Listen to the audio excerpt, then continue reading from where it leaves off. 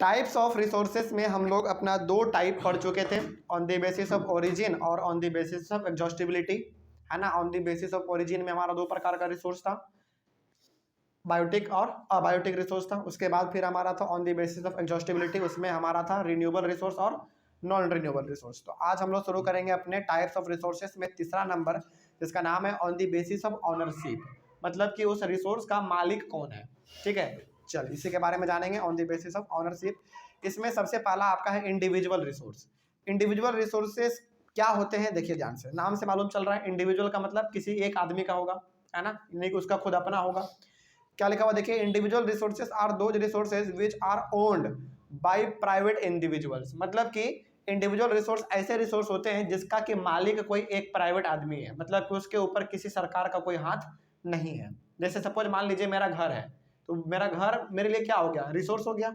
तो हम क्या है, एक प्राइवेट आदमी है, मतलब कि वो मेरा खुद का संपत्ति हुआ, है ना। तो वही यहाँ पे लिखा हुआ था कि individual resources are those resources which are owned by private individuals, तो वो किसी आम आदमी के द्वारा उसको ऑपरेट किया जाता होगा या फिर उसका वो मालिक होगा। एग्जाम्पल जैसे देख लेते हैं, examples of individual resources are farmers on land, farmers on land, किसान का अपना खेत, वो क्या कहलाएगा, उसका इंडिविजुअल रिसोर्स कहलाएगा। उसका घर, उसके बाद फिर पास्चर लैंड, पास्चर लैंड मतलब जहाँ के गाय भैंस को चराया जाता है। अब देखो गाय भैंस को ना चराने के लिए कॉमन प्लेस भी होता है, उसका बात नहीं कर रहा मैं यहाँ पे। गाय भैंस को चराने के लिए अपना कोई खास जगह भी होता है, वो भी हमारा इंडिविजुअल रिसोर्स ही है।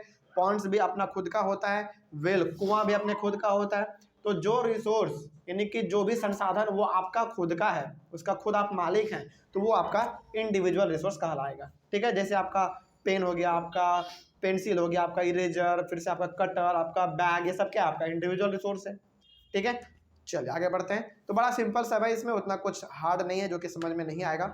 उसके बाद कम्युनिटी रिसोर्स, कम्युनिटी मतलब जो कि पूरे मोहल्ले का हो, है ना, पूरे आसपास के रहने वाले सारे लोगों का हो। तो community resources are those resources which are accessible to all the members of the community, तो ऐसे रिसोर्स जिसको कि उस मोहल्ले में रहने वाले सारे लोग एक्सेस कर सके, यानी कि सारे लोग उसको इस्तेमाल कर सके। तो इसका एग्जाम्पल देख लीजिए, examples of community resources are public parks, सही बात है भाई, पार्क जो होता है वो किसी एक आदमी का होता है क्या, नहीं, उसको तो हर कोई यूज कर सकता है, हर कोई उसमें जाता है, घूमता है, टहलता है, खेलता है, पिकनिक मनाता है, जो करे मतलब सबको इसको कर सकता है। फिर पिकनिक स्पॉट हो गया हमारा, हर प्रकार के लोग वहाँ पे जाके पिकनिक मनाते हैं, प्लेग्राउंड हो गया, एटसेट्रा। तो ये कुछ ऐसे रिसोर्सेस हैं, ऐसे कुछ हमारे खास रिसोर्सेस हैं जो कि किसी एक आदमी के द्वारा ऑन नहीं किया जाता है, बल्कि वो पूरे कम्युनिटी का उस पर अधिकार होता है। ठीक है, तो बड़ा सिंपल सब है। उसके बाद नेशनल रिसोर्सेज क्या होते हैं, देखिए, national resources are those resources which are belong to the nation, हालांकि एक कंट्री के अंदर जो रिसोर्स है वो तो कंट्री का रिसोर्स होता ही है, कोई डाउट नहीं, है ना। यानी कि एक कंट्री के अंदर, उसके अंदर जो भी रिसोर्स है वो सारा का सारा रिसोर्स किसका होगा, नेशनल का ही होगा, यानी कि नेशनल रिसोर्स कहलाएगा, कंट्री का रिसोर्स होगा। ठीक है, उसके बाद देखिए examples of national resources are minerals, water resources, forest, wildlife, land within the political boundaries and oceanic area up to 12 nautical miles, यानी कि 22.2 किलोमीटर। मतलब कि एक कंट्री के अंदर, एक कंट्री का जो पॉलिटिकल बाउंड्री है, जैसे जम्मू कश्मीर से कन्याकुमारी तक जो भी इसका पॉलिटिकल बाउंड्री है, उसके अंदर में जो भी रिसोर्स पाए जाएंगे उस रिसोर्स को हम लोग क्या कहेंगे, नेशनल रिसोर्स कहेंगे। ठीक है, आगे बढ़ते हैं। अब एग्जांपल था यहाँ पे मिनरल्स हो गया, आपका वाटर रिसोर्सेज हो गया, फॉरेस्ट हो गया, वाइल्ड लाइफ हो गया, land within the political boundary का मतलब हो गया कि आपके बॉर्डर के अंदर, आपके कंट्री में जो लैंड है वो सारा का सारा हमारा नेशनल रिसोर्स कहलाएगा। उसके बाद ओशियनिक एरिया, यानी कि समुद्री एरिया भी, लेकिन समुद्री एरिया कहाँ तक, मात्र 22.2 किलोमीटर तक, मतलब कि आप समुद्र के किनारे जाइए। ठीक है, जैसे एग्जांपल लीजिए, आप चले जाइए गुजरात। ठीक है, गुजरात हमारा क्या है, एक ऐसा स्टेट है जो कि समुद्र के किनारे बसा हुआ है।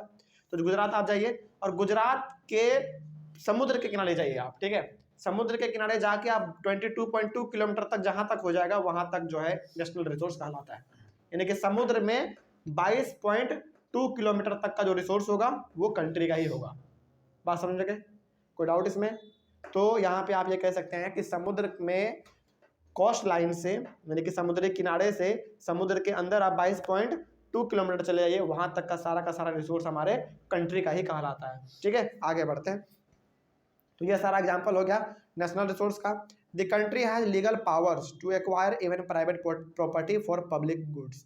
देखिए, किसी भी कंट्री में ना किसी भी कंट्री में वहाँ के जो कंट्री है, खास करके वहाँ का जो गवर्नमेंट है, किसी भी कंट्री का जो गवर्नमेंट है, खास करके यदि हम लोग भारत का बात करें तो भारत में गवर्नमेंट के पास ये पावर है कि पब्लिक गुड के लिए, यानी कि समाज के भलाई के लिए वो जो है किसी प्राइवेट आदमी का भी ज़मीन ले सकता है, लेकिन बदले में उसको पैसा देना पड़ता है। जैसे सपोज मान लीजिए, सपोज कीजिए कि मेरे घर के नीचे ना एक बहुत बड़ा सोने का खदान है। सपोज कीजिए, मान लीजिए कि मेरे घर के नीचे बहुत ही बड़ा एक सोने का खदान है, सरकार को मालूम चल गया, उन्होंने सर्वे करवाया, जांच पड़ताल करवाया, तो मेरे घर के नीचे एक बहुत बड़ा सोने का खदान मिल गया। तो अब उस सोने को कौन लेना चाहेगा? सरकार लेना चाहेगा, गवर्नमेंट लेना चाहेगा। तो गवर्नमेंट क्या करेगा? हमको वहां से हटा देगा, यानी कि मेरा जो अपना संपत्ति था वो संपत्ति कौन ले लेगा? गवर्नमेंट ले लेगा, लेकिन अपने मन से नहीं, वो हमसे परमिशन लेगा। ठीक है, यदि हम परमिशन दे दिए तब तो वो ले ही लेगा, यदि परमिशन नहीं भी देंगे जबरदस्ती वो ले लेगा, लेकिन उसके पास ये अधिकार है, उसके पास ये अधिकार है कि आम आदमी के भलाई के लिए यदि किसी के प्रॉपर्टी को भी लेना पड़े तो हम ले लेंगे। लेकिन सबसे बड़ा बात यहाँ पे ये है कि बदले में वो आपको उसका पैसा दे देगा। वो हमारे घर को तोड़ेगा, हमारे जमीन को तोड़ेगा, बदले में वो हमारे घर का पैसा देगा और घर जिस पे मतलब कि जमीन का भी पैसा हमको देगा। तो गवर्नमेंट के पास ये पावर होता है, अधिकार उसके पास होता है। खास करके भारत का यदि बात करें तो यदि वो आपके ज़मीन को ले रहा है तो बदले में आपके ज़मीन का वो पूरा वैल्यू देगा, यानी कि पैसा दे देगा। ठीक है, तो ये कंट्री के पास पूरी तरीके से लीगल पावर है। उसके बाद है इंटरनेशनल रिसोर्सेज। क्या होता है देखिए, international resources are those resources which are governed by international organisation. तो ऐसे रिसोर्स जो कि इंटरनेशनल ऑर्गेनाइजेशन के द्वारा गवर्न किए जाते हो, यानी कि उसके ऊपर नज़र रखना, उसका देखभाल करना वो कौन करता होगा? इंटरनेशनल ऑर्गेनाइजेशन करता होगा, उसको हम लोग कहेंगे इंटरनेशनल रिसोर्स। अच्छा, अब इंटरनेशनल रिसोर्स कहाँ से कहाँ तक होगा ये भी बता देते हैं। देखिए, नेशनल रिसोर्स में आपने ये देखा कि समुद्र के अंदर 22.2 किलोमीटर तक, यानी कि 22.2 किलोमीटर तक किसका रिसोर्स होगा? वो कंट्री का रिसोर्स होगा, यानी कि नेशनल रिसोर्स होगा।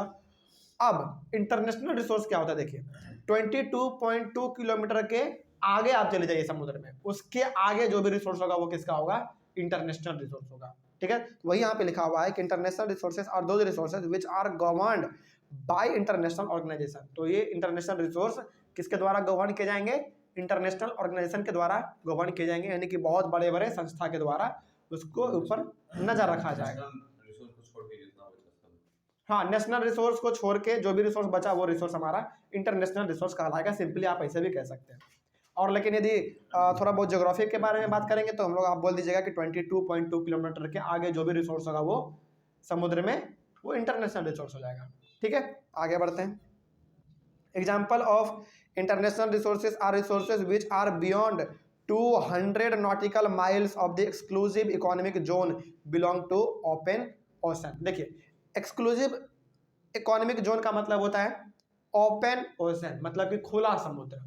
खुले समुद्र को क्या कहा गया है? एक्सक्लूसिव इकोनॉमिक जोन कहा गया है। ठीक है, और मतलब कि 200 नॉटिकल माइल्स तक। नॉटिकल माइल्स का मतलब होता है कि जो से समुद्र में ना हम लोग जमीन को नापते हैं, जैसे हम लोग अपने जमीन को नापते हैं कट्ठा में, बीघा में, धूर में, इस प्रकार हेक्टेयर में, मिलियन स्क्वायर किलोमीटर में, ऐसे नापते हैं।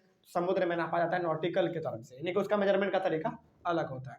ठीक है, तो समुद्र में 22.2 किलोमीटर के आगे जो भी रिसोर्स होगा वो सारा का सारा हमारा इंटरनेशनल रिसोर्स कहलाएगा। इसका मतलब ये हो गया कि आप कह सकते हैं कि एग्जाम्पल देखिए आपको समझ में आ जाएगा। Example of international resources are resources which are beyond 200 nautical miles, यानी कि 200 नॉटिकल माइल्स तक कह सकते हैं, या फिर उससे थोड़ा बहुत आगे भी जो भी रिसोर्स होगा वो आपके इंटरनेशनल रिसोर्स होंगे। मतलब ये इसका हो गया कि देखो 22.2 किलोमीटर तक तो ये नेशनल रिसोर्स हो गया, उसके आगे आप 200 किलोमीटर और जोड़ लो, या फिर 200 किलोमीटर से थोड़ा बहुत आगे पीछे भी, 200 किलोमीटर नहीं, सॉरी 200 किलोमीटर नहीं, मिस्टेक हो गया, नॉटिकल माइल है। नॉटिकल माइल का देखिए यहाँ पे 12 नॉटिकल माइल था, तो 12 नॉटिकल माइल में 22.2 किलोमीटर है। ठीक है, तो 200 नॉटिकल माइल में कितने किलोमीटर होंगे आप कर सकते हैं इस चीज को। ठीक है, जैसे 12 नॉटिकल माइल में 22.2 किलोमीटर है, तो इसका मतलब हम क्या समझ सकते हैं? इसका मतलब हम क्या समझ सकते हैं? जैसे 12 नॉटिकल माइल में 22.2 किलोमीटर है, तो उसी से अंदाजा आप लगा के ये पता कर सकते हैं कि 200 नॉटिकल माइल में कितना किलोमीटर होगा। बात समझ में? एक एवरेज तो निकल ही जाएगा। हाँ, उसी के आसपास आएगा। उसी के आसपास आएगा। तो वहां तक जो रिसोर्स होंगे हमारे, वो हमारे इंटरनेशनल रिसोर्स होंगे। ठीक है, तो इकोनॉमिक एक्सक्लूसिव इकोनॉमिक जोन किसको कहेंगे? ओपन सी को कहते हैं बेसिकली। ठीक है, चलिए ये हो गया हमारा इंटरनेशनल रिसोर्सेज। उसके बाद no individual country can utilise international resources without the agreement of the international organisation. मतलब कि इंटरनेशनल रिसोर्स को कोई भी कंट्री बिना परमिशन के उसको यूज नहीं कर सकता। यदि उसको यूज करना है इंटरनेशनल रिसोर्स को, तो फिर इंटरनेशनल ऑर्गेनाइजेशन से परमिशन लेना पड़ेगा। बात समझ में आ रही है? कोई डाउट इसमें? तो हमेशा याद रखिएगा कि इंटरनेशनल रिसोर्स हमारे क्या होंगे? 22.2 किलोमीटर के आगे 200 नॉटिकल माइल्स तक या फिर उससे भी आगे हमारा वो इंटरनेशनल रिसोर्स कहलाता है। ठीक है, किसी कंट्री के अंदर नहीं आता है नहीं, इंटरनेशनल रिसोर्स किसी कंट्री के अंदर नहीं आता है। वो यदि आपको यूज करना है तो फिर इंटरनेशनल ऑर्गेनाइजेशन से परमिशन लेना पड़ेगा। ठीक है, चलिए आगे बढ़ते हैं फिर। अच्छा, जैसे एग्जांपल इसका हम लोग ले सकते हैं, जैसे देखिए इंडियन ओशन, नाम है इंडियन ओशन, तो क्या वो पूरे भारत का ओशन है? नहीं, इंडिया का भी उस ओशन पे उतना ही अधिकार है। कितना दूर तक? 22.2 किलोमीटर तक बस। नाम भले ही इंडियन ओशन है, लेकिन इंडिया का अधिकार इंडियन ओशन में मात्र कितने दूर तक है? 22.2 किलोमीटर तक। उसके अलावा उसके आगे यदि कोई रिसोर्स पाया जा रहा है तो फिर वो इंटरनेशनल रिसोर्स कहलाएगा। इंडिया को उसको अचीव करने के लिए इंटरनेशनल ऑर्गेनाइजेशन से परमिशन लेना पड़ेगा। ठीक है, ये होता है हमारा इंटरनेशनल रिसोर्सेज। अब कोई डाउट नहीं इसमें? चलिए, उसके बाद हमारा एक लास्ट बचता है जिसका नाम है on the basis of status of development. इसको हम लोग अपने अगले वाले क्लास में डिस्कस करेंगे। Thank you very much.